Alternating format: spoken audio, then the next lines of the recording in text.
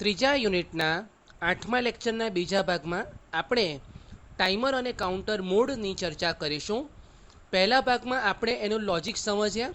હવે આ લેક્ચરમાં આપણે મોડની ચર્ચા કરીશું.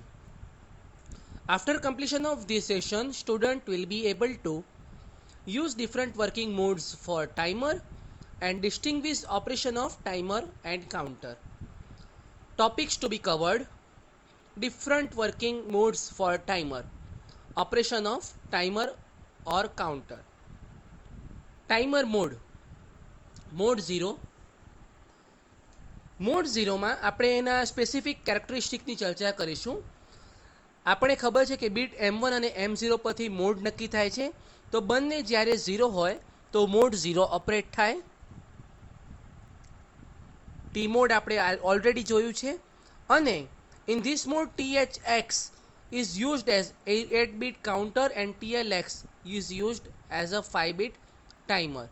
આનો મતલબ તમે સમજો કે THX એટલે TH0 અથવા TH1 એ ટાઈમર છે એના 8 બીટ છે, હાયર બીટ છે.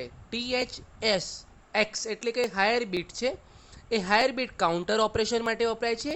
અને લોઅર બીટના 5 બીટ અથવા લોઅર બીટ છે એ 5 બીટ કાઉન્ટર તરીકે વપરાય છે. મોડ 1,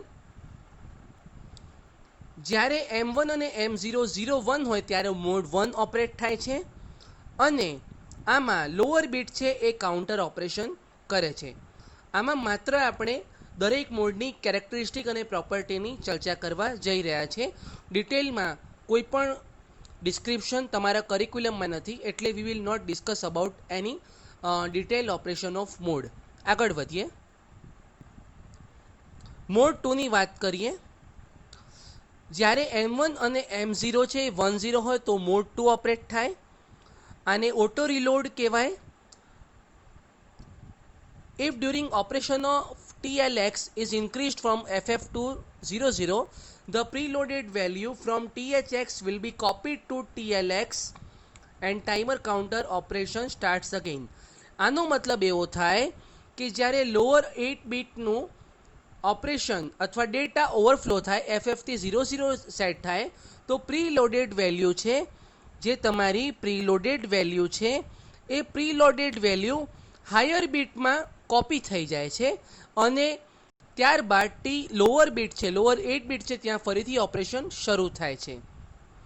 ફરીથી વાક્ય બોલું છું કે જ્યારે લોઅર બીટના ટાઈમર અથવા કાઉન્ટરના લોઅર બીટના ઓવરફ્લો થાય, એટલે કે FF પરથી 00 થાય, તો જે પ્રીલોડેડ વેલ્યુ છે એ પ્રીલોડેડ વેલ્યુ ક્યાં કોપી થાય? હાયર 8 બીટમાં કોપી થશે. અને લોઅર TL0 અથવા TL1 માટે ઓપરેશન ફરીથી સ્ટાર્ટ થાય છે. આ મોડ 2. મોડ 3ની કેરેક્ટરિસ્ટિક જોઈએ. જ્યારે બંને M1 અને M0 11 હોય ત્યારે મોડ 3 ઓપરેટ થાય છે. આપણે મોડ 0 અને મોડ 1માં આપણને ખબર છે ટાઈમર 0 અને ટાઈમર 1 બંને ઇન્ડિપેન્ડન્ટ છે. પણ મોડ 3માં બંને ઇન્ડિપેન્ડન્ટ નથી. If timer 1 is operated in mode 3, it stops counting and bit of TR1 TF1 is used for timer 0. એટલે કે જ્યારે મોડ 3માં ઓપરેટ થાય ટાઈમર 1 ત્યારે કાઉન્ટિંગ સ્ટોપ કરે છે. અને તમારું જે ફ્લેગ છે TR1 અને TF1 એટલે કે ટાઈમર 1ના ફ્લેગ છે એ ટાઈમર 0ને કંટ્રોલ કરે છે. Timer 0 works as a 2 independent 8-bit timers or counter. એનો મતલબ કે ટાઈમર 0 છે એ 2 ઇન્ડિપેન્ડન્ટ કાઉન્ટર અથવા ટાઈમર તરીકે કાર્ય કરે છે. આગળ વધીએ.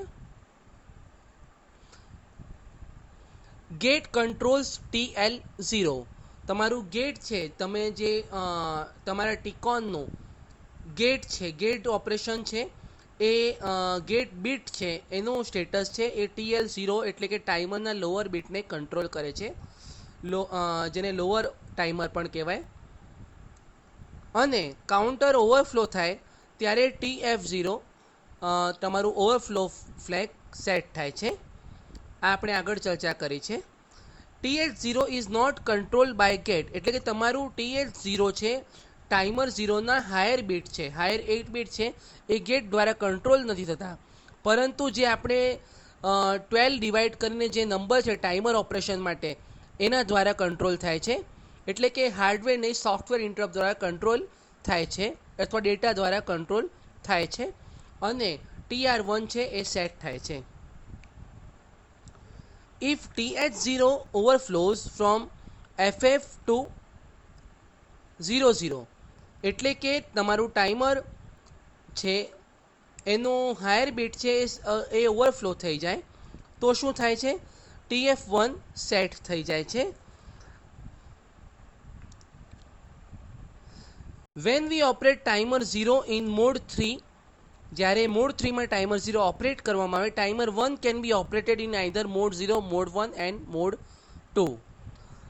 એટલે કે જ્યારે ટાઈમર 0ને મોડ 3માં ઓપરેટ કરવામાં આવે તો ટાઈમર 1 છે એ 3 પૈકી મોડ 0, મોડ 1 અથવા મોડ 2 પૈકી કોઈ પણ મોડમાં કાર્ય કરી શકે છે. તો આ કેરેક્ટરિસ્ટિક છે. જુદી જુદા કમેન્ટ્સ અથવા કહી શકો તમે એની જુદી જુદી પ્રોપર્ટી કહી શકો. આમાં ડિટેલ ડિસ્ક્રિપ્શન અથવા ઓપરેશનના એક્ઝામ્પલ્સ આપણા કરિક્યુલમમાં નથી. Difference between counter and timer. For timer operation, pulses are generated by dividing the number divided by 12,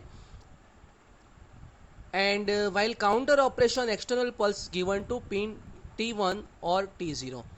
એનો મતલબ કે ટાઈમર ઓપરેશન આપણે જ્યારે 12 વડે ડિવાઈડ કરીએ છીએ ત્યાંથી કલેક્ટ કરવામાં આવે અને કાઉન્ટર ઓપરેશન માટે પિન T1 અને T0નો ડેટા લેવામાં આવે છે, જે આપણે કહી શકીએ કે એન્ડ ગેટના આઉટપુટ પર આધારિત છે. અને તમને ખ્યાલ હશે કે ટી મોડમાં આપણે ટાઈમર ઓપરેશન માટે 0 હોય અને કાઉન્ટર ઓપરેશન માટે 1 હોય એની ચર્ચા આપણે ઓલરેડી કરી છે.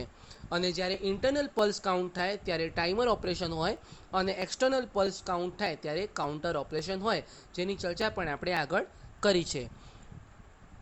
તો આજે આપણે જોયું કે ટાઈમર અને કાઉન્ટર ઓપરેશનની શું પ્રોપર્ટી છે કે મોડમાં કઈ રીતે કયા એના ઇમ્પોર્ટન્ટ આસ્પેક્ટ છે એ આપણે થોડા જોયા. ડિટેલ ચર્ચા તમારા કરિક્યુલમમાં નથી એટલે આપણે અહીં કરેલ નથી, પરંતુ જેની નાની નાની વાતો આપણે અહીંયા એનલિસ્ટ કરી છે એને સમજવાનો પ્રયાસ કરજો. અને આપણે અહીંયા ડિફરન્ટ મોડ જોયા ટાઈમરના અને ઓપરેશન જોયા, મોડ 0, મોડ 1 અને મોડ 2 અને મોડ 3. 4 મોડ માટે કઈ ઇમ્પોર્ટન્ટ કેરેક્ટરિસ્ટિક છે એને સમજવાનો પ્રયાસ કર્યો. આને ફરીથી સમજજો તો વધારે તમને ખ્યાલ આવશે. Thank you and keep learning.